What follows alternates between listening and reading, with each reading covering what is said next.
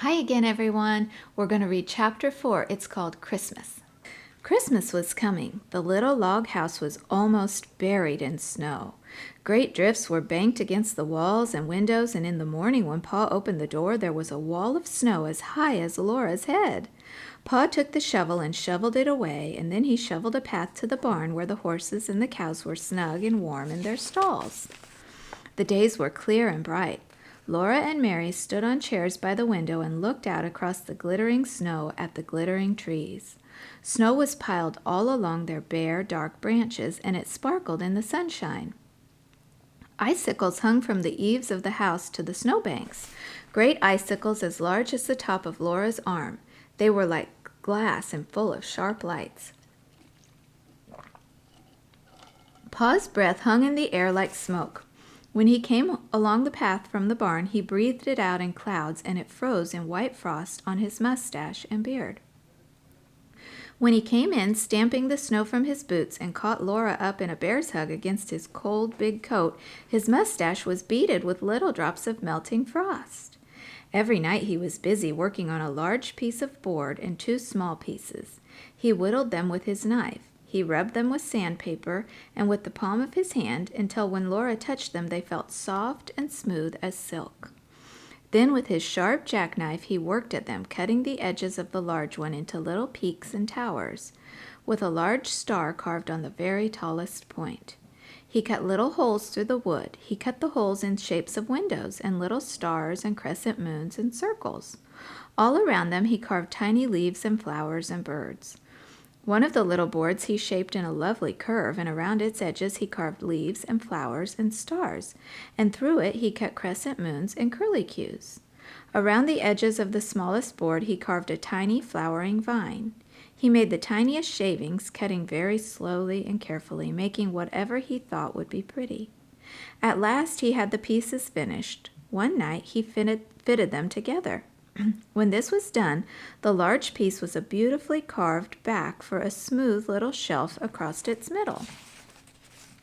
The large star was at the very top of it. The curved piece supported the shelf underneath, and it was carved beautifully too. And the little vine ran around the edge of the shelf. Pa had made this bracket for a Christmas present for Ma.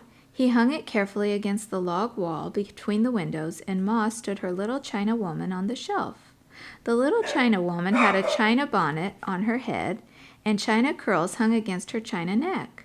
Her china dress was laced in the front, and she wore a pale pink china apron and a little gilt china shoes.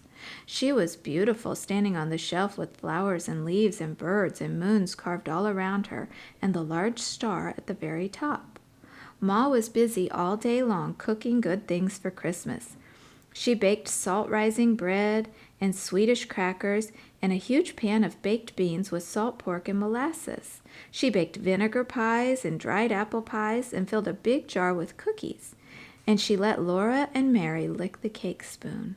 One morning she boiled molasses and sugar together until they made a thick syrup, and Pa brought in 2 pans of clean white snow from outdoors. Laura and Mary each had a pan, and Pa and Ma showed them how to pour the dark syrup in little streams into the snow. They made circles and curlicues and swiggly things, and these hardened at once and were candy. Laura and Mary might eat 1 piece each, but the rest was saved for Christmas Day. All this was done because Aunt Eliza and Uncle Peter and the cousins, Peter, Alice, and Ella, were coming to spend Christmas. The day before Christmas they came. Laura and Mary heard the gay ringing of sleigh bells growing louder every moment, and then the big bobsled came out of the woods and drove up to the gate. Aunt Eliza and Uncle Peter and the cousins were in it, all covered up under blankets and robes and buffalo skins. They were wrapped up in so many coats and mufflers and veils and shawls that they looked like big, shapeless bundles. When they all came in, the little house was full and running over. Black Susan ran out and hid in the barn, but Jack leaped in circles through the snow, barking as though he would never stop. Now there were cousins to play with. As soon as Aunt Eliza had unwrapped them, Peter and Alice and Ella and Laura and Mary began to run and shout. At last, Aunt Eliza told them to be quiet. Then Alice said, "I'll tell you what let's do. Let's make pictures." Alice said they must go outdoors to do it, and Ma thought it was too cold for Laura to play outdoors. But when she saw how disappointed Laura was, she said she might go out after all for a little while. She put on Laura's coat and mittens and the warm cape with the hood and wrapped a muffler around her neck and let her go. Laura had never had so much fun. All morning she played outdoors in the snow with Alice and Ella and Peter and Mary making pictures. The way they did it was this. Each one by herself climbed up on a stump. Then all at once, holding their arms out wide, they fell off the stumps into the soft, deep snow. They fell flat on their faces. Then they tried to get up without spoiling the marks they made when they fell. If they did it, well, there in the snow were 5 holes shaped almost exactly like 4 little girls and a boy, arms, legs, and all. They called these their pictures. They played so hard all day that when night came they were too excited to sleep, but they must sleep or Santa Claus wouldn't come. So they hung their stockings by the fireplace and said their prayers and went to bed. Alice and Ella and Mary and Laura all in one big bed on the floor. Peter had the trundle bed. Aunt Eliza and Uncle Peter were going to sleep in the big bed, and another bed was made on the attic floor for Pa and Ma. The buffalo robes and all the blankets had been brought in from Uncle Peter's sled, so there were enough covers for everybody.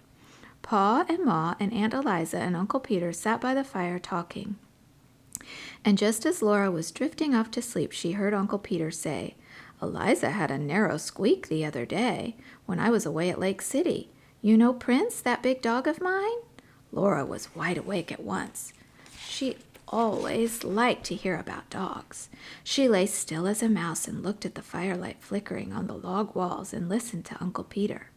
"Well," Uncle Peter said, "early in the morning Eliza started to the spring to get a pail of water, and Prince was following her.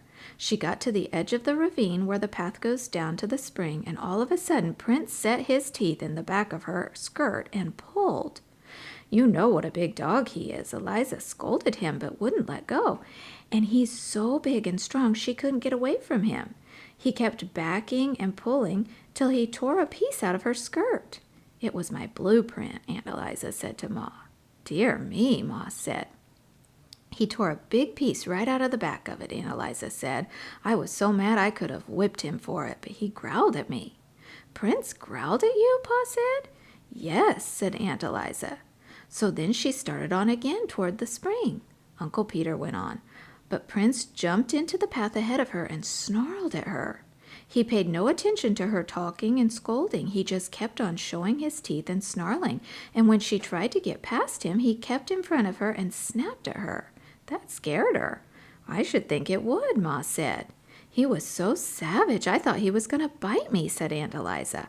"I believe he would have." "I never heard of such a thing," said Ma. "What on earth did you do?" "Well, I turned right around and ran into the house where the children were and slammed the door," Aunt Eliza answered.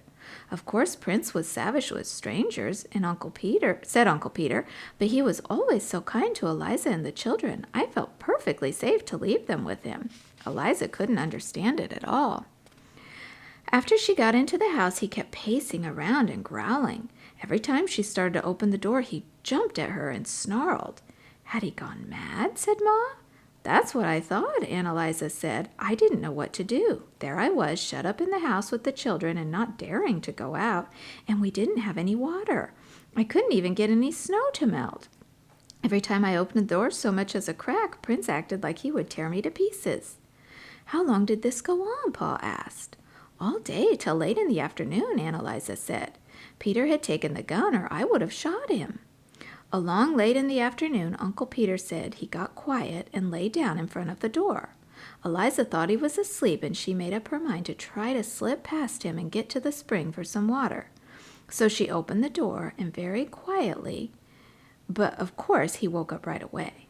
When he saw she had the water pail in her hand, he got up and walked ahead of her to the spring, just same as usual.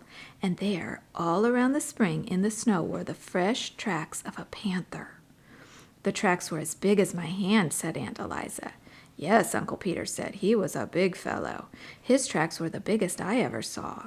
He would have gotten Eliza for sure if Prince had let her go to the spring in the morning.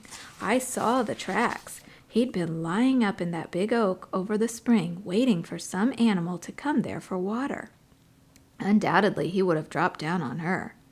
Night was coming on when she saw the tracks, and she didn't waste any time getting back to the house with her pail of water. Prince followed close behind her, looking back into the ravine every now and then. I took him into the house with me, Aunt Eliza said, and we all stayed inside till Peter came home. Did you get him? Pa asked Uncle Peter. No, Uncle Peter said. I took my gun and hunted all around the place, but I couldn't find him. I saw some more of his tracks. He'd gone north, farther into the big woods. Alice and Ella and Mary were all wide awake now, and Laura put her head under the covers and whispered to Alice, "My, weren't you scared?" Alice whispered back that she was scared, but Ella was scareder. And Ella whispered that she wasn't either any such thing. "Well, anyway, you made more fuss about being thirsty," Alice whispered. They lay there whispering about it until Ma said, "Charles, those children never will get to sleep unless you play for them." So Pa got his fiddle. The room was still and warm and full of firelight. Ma's shadow and Aunt Eliza's and Uncle Peter's were as big and quivering on the walls in the flickering firelight as Pa's fiddle sang merrily to itself. It sang Monkey Musk and The Red Heifer, The Devil's Dream, and Arkansas Traveler, and Laura went to sleep while Pa and the fiddle were both softly singing, "My darling Nellie Gray, they've taken you away, and I'll never see my darling any more." In the morning they all woke up almost at the same moment. They looked at their stockings and something was in them. Santa had been there. Alice and Ella and Laura in their red flannel nightgowns and Peter in his red flannel nightshirt all ran shouting to see what he'd brought. In each stocking there was a pair of bright red mittens, and there was a long flat stick of red and white striped peppermint candy, all beautifully notched along each side. They were all so happy they could hardly speak at first. They just looked with shining eyes at those lovely Christmas presents, but Laura was happiest of all. Laura had a rag doll. She was a beautiful doll. She had a face of white cloth with black button eyes. A black pencil had made her eyebrows and her cheeks, and her mouth was red with the ink made from pokeberries. Her hair was black yarn that had been knit and raveled so that it was curly. She had a little red flannel stockings and little black cloth gaiters for shoes, and her dress was a pretty pink and blue calico. She was so beautiful that Laura couldn't say a word. She just held her tight and forgot everything else. She didn't know that everyone was looking at her till Aunt Eliza said, "Did you ever see such big eyes?" The other girls were not jealous because Laura had mittens and candy and a doll, because Laura was the littlest girl, except baby Carrie and Aunt Eliza's little baby Dolly. The babies were too small for dolls, so they were so small they didn't even know about Santa Claus. They just put their fingers in their mouth and wiggled because of all the excitement. Laura sat down on the edge of the bed and held her doll. She loved her red mittens and she loved the candy, but she loved her doll best of all. She named her Charlotte. Then they all looked at each other's mittens and tried on their own, and Peter bit a large piece out of his stick of candy, but Alice and Ella and Mary and Laura licked theirs to make it last longer. "Well, well," Uncle Peter said, "isn't there even one stocking with nothing but a switch in it? My, have you all been such good children?" But they didn't believe that Santa Claus could really have given any of them nothing but a switch. That happened to some children, but it couldn't happen to them. It was so hard to be good all the time, every day, for a whole year. "You mustn't tease the children, Peter," Aunt Eliza said. Ma said, "Laura, aren't you going to let the other girls hold your doll?" She meant little girls must not be so selfish. So Laura let Mary take the beautiful doll, then Alice held her a minute, and then Ella. They smoothed the pretty dress and admired the red flannel stockings and the gaiters and the curly woolen hair, but Laura was glad when at last Charlotte was safe in her arms again. Pa and Uncle Peter had each a pair of new warm mittens knit in little squares of red and white. Ma and Aunt Eliza had made them. Aunt Eliza had brought Ma a large red apple stuck full of cloves. How good it smelled! And it would not spoil, for so many cloves would keep it sound and sweet. Ma gave Aunt Eliza a little needle book she had made with bits of silk for covers and soft white flannel leaves into which to stick the needles. The flannel would keep the needles from rusting. They all admired Ma's beautiful bracket, and Aunt Eliza said that Uncle Peter had made one for her, of course, with different carving. Santa Claus had not given them anything at all. Santa Claus did not give grown people presents, but that was not because they'd not been good. Pa and Ma were good. It was because they were grown up, and grown-up people must give each other presents. Then all the presents must be laid away for a little while. Peter went out with Pa and Uncle Peter to do the chores, and Alice and Ella helped Aunt Eliza make the beds, and Laura and Mary set the table while Ma got breakfast. For breakfast there were pancakes, and Ma made a pancake man for each one of the children.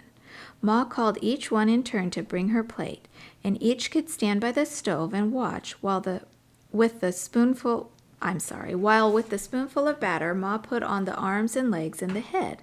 It was exciting to watch her turn the whole little man over quickly and carefully on a hot griddle. When it was done, she put it smoking hot on the plate. Peter ate the head off of his man right away, but Alice and Ella and Mary and Laura ate theirs slowly in little bits. First the arms and legs, then the middle, saving the head for the last.